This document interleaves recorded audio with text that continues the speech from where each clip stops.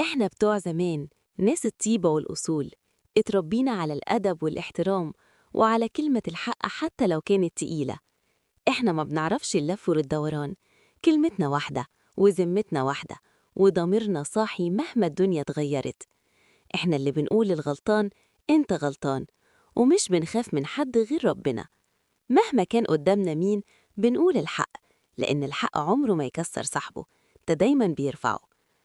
إحنا اللي بنعرف الواجب وبنراعي العشرة وبنحب الخير لغيرنا زي ما بنحبه لنفسنا. ما بنفرحش في وجع حد ولا نستقوى على حد ولا نبيع حد علشان مصلحة.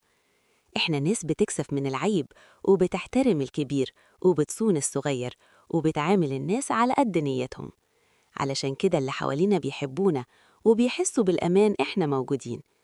يمكن الزمن اتغير والناس اتبدلت وبقى في بخل في الجيوب قبل الجيوب ونفوس مليانة غل وحقد، بس احنا ثابتين ماسكين في أصلنا، متمسكين بمبادئنا ومش هنفرط فيها مهما حصل. احنا بتوع زمان، إلا على وضعهم إلا على قديمهم، واللي على قديمه ربنا يديمه، لأن الأصل عمره ما يبور والحق عمره ما يموت والجدعنة دايما ليها ناسها.